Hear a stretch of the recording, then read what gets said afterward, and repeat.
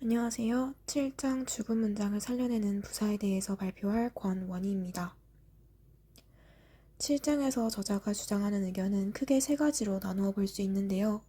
첫 번째는 포괄적인 뜻을 가진 영어 부사를 구체적인 뜻을 가진 한국어 부사로 옮기자는 것이고, 두 번째는 영어 동사를 한국어로 번역할 때는 동사의 뜻만 번역하지 말고 동사의 뜻에 부사를 덧붙여서 번역하자는 것이고, 마지막 세 번째는 한국어를 영어로 번역할 때 동사와 부사의 뜻을 함께 가지고 있는 영어 동사를 찾자는 것입니다. 첫 번째 원칙에 들어가기에 앞서 한국어가 얼마나 부사를 좋아하는지에 대해서 먼저 말씀드리도록 하겠습니다. 밑에 예시를 보시면 Most English dictionaries indicate stress marks for each entry 라는 문장이 있는데요. 이것을 번역하면 일반적으로는 대부분의 영한 사전은 올림말마다 강세를 나타낸다 라고 번역을 하는데, 더 자연스럽게 번역을 하기 위해서는 Most English Dictionaries라는 명사를 부사처럼 대부분의 영한 사전에서는 이라고 번역을 하는 것이 더 좋습니다. 밑에 문장도 보시면 The heavy rock fell with a thump 라는 문장이 있는데, 이 thump는 동사로도 쓰이지만 여기서는 앞에 어가 붙어 있어서 명사로 쓰이는 것을 알 수가 있고, 이 문장을 번역해보면 무거운 바위가 쿵 떨어졌다 라고 번역을 할 수 있는데, 이때 thump는 말씀드렸다시피 명사로 쓰였는데 번역에서는 쿵이라는 명사가 아니라 부사로 쓰였습니다. 이러한 예시로 보아서 한국어는 상당히 부사를 좋아한다는 것을 알 수가 있습니다. 그리고 영어에서는 부사는 보통 exactly, seriously처럼 형용사 뒤에 ly를 붙여서 나타내는 것이 일반적이고, 사전에서도 형용사에 대해서는 자세히 설명하고 부사는 형용사의 식구처럼 끝에 살짝 덧붙이는 정도로만 나타냅니다. 그래서 영어에서 부사의 역할은 상당히 작다는 것을 알 수가 있었습니다. 하지만 한국어는 오히려 부사가 기본형이고 부사에서 동사형이 만들어지는 경우가 많습니다. 예를 들면 두근두근이라는 부사에서 두근거리다 라는 동사가 만들어지고, 찰랑찰랑이라는 부사에서 찰랑대다 라는 동사가 만들어진 것으로 보아 영어와는 다르게 부사의 역할이 크다고 볼 수가 있습니다. 이렇게 한국어가 부사를 좋아한다는 것을 알아보았고, 이제 첫 번째 원칙에 대해서 설명해 드리도록 하겠습니다. 첫 번째 원칙은 포괄적인 뜻을 가진 영어 부사를 구체적인 뜻을 가진 한국어 부사로 옮기자는 것인데요. 한국어에서 부사는 영어에서의 부사보다 종류가 더 많습니다. 첫 번째 예시인 A policeman suddenly appeared 라는 문장에서 suddenly는 부사로 갑자기라는 뜻을 가지고 있습니다. 하지만 경찰이 갑자기 나타났다 라고 하는 것보다 갑자기라는 뜻에만 국한하지 말고 문맥에 맞춰서 경찰이 불쑥 나타났다 라고 번역을 하는 것이 더 자연스럽게 느껴집니다. 그리고 He is completely besotted with his girlfriend 라는 문장은 completely는 완전히라는 뜻인데, 그는 완전히 여자친구에게 빠져서 정신을 못 차린다 라고 하기보다는 그는 여자친구에게 홀딱 빠져서 정신을 못 차린다 라고 번역을 하는 것이 조금 더 자연스럽습니다. 이를 보아서 상황에 맞는 구체적인 부사를 많이 가지고 있는 것이 한국어의 강점이기 때문에 저자는 영한사전에 나오는 뜻에만 얽매어서 번역을 하는 것이 아니라 상황과 맥락에 맞게 구체적인 뜻을 가진 한국어 부사로 번역을 하자는 것이 첫 번째 원칙입니다. 다음으로 두 번째 원칙에 들어가기에 앞서서 의성어와 의태어에 대해서 간략하게 설명해 드리도록 하겠습니다. 의성어는 사람 또는 사물의 소리를 흉내낸 말입니다.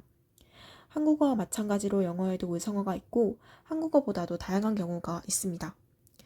예를 들어서 염소나 양이 우는 소리를 한국어로는 매 정도로 나타내지만 영어에는 블리트와 바가 있고, 개가 짖는 소리는 한국어로는 멍멍, 왈왈 정도로 나타낼 수 있지만 영어에는 bark, woof, 바우와우 등이 있습니다. 방금 말씀드린 이 영어는 다 동사로 쓰이고 있는 반면에 한국어는 짖다라는 동사의 기본 요소에 멍멍, 왈왈이라는 부사를 덧붙입니다. 즉 한국어는 부사 플러스 동사로 나타낸다고 알 수 있습니다. 그래서 한국어는 부사가 조금 더 발달한 반면에 영어는 동사가 발달했다는 것을 알 수가 있었습니다. 의태어는 사람 또는 사물의 모양이나 움직임을 나타내는 말입니다. 영어에서 의태어는 따로 없지만 의태어 의미를 포함한 부사 성분을 가지고 있는 동사가 많습니다. 예를 들어서 아장아장 걷다는 뜻을 가진 단어는 토들이 있고, 꾸역꾸역 모여들다라는 뜻을 가진 단어에는 crowd, 뒤뚱뒤뚱 걷다라는 뜻을 가진 단어에는 where들이 있습니다. 이 토드, crowd, where들은 모두 움직임을 나타내는 부사의 성분을 포함하고 있는 동사들이라고 할 수 있습니다. 그럼 이제 의성어와 의태어를 바탕으로 두 번째, 세 번째 원칙에 대해서 설명하도록 하겠습니다. 먼저 두 번째 원칙의 예시를 보면 The wind was howling around the house.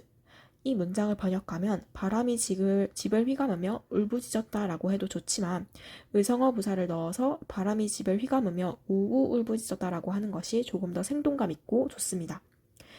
밑에 예시도 보시면 Loud sound system bellowed all day. 이 문장을 번역하면 시끄러운 음향 시스템이 하루 종일 울려댔다라고 번역을 해도 되지만 이것 역시 마찬가지로 조금 더 생동감 있게 쩌렁쩌렁 울려댔다라고 번역을 하는 것이 더 좋습니다. 즉 영어는 동사 하나로 한국어 동사와 부사의 뜻을 한꺼번에 나타내는 경우가 많습니다. 따라서 영어 동사를 한국어로 번역을 할 때에는 동사만 번역하지 말고 부사를 덧붙여서 번역하라는 것이 저자가 말하고 있는 두 번째 원칙입니다. 그럼 두 번째 원칙과 반대로 의성어와 의태어가 들어간 한국어 문장을 영어로 옮길 때는 어떻게 해야 할까요? 첫 번째 예시를 보시면 아이들은 강당 안으로 우르르 몰려들었다 라는 문장이 있을 때 우르르라는 부사만 따로 찾는 것이 아니라 우르르와 모이다 라는 것을 하나로 생각해서 이 두 가지의 의미를 함께 가지고 있는 동사를 찾아서 사용해야 합니다. 그래서 이 우르르와 모이다라는 의미를 모두 가지고 있는 단어인 throng을 사용해서 The children thronged into the hall로 번역을 하면 됩니다. 밑에 예시도 보시면 그는 손을 부들부들 떨었다라는 문장이 있는데요.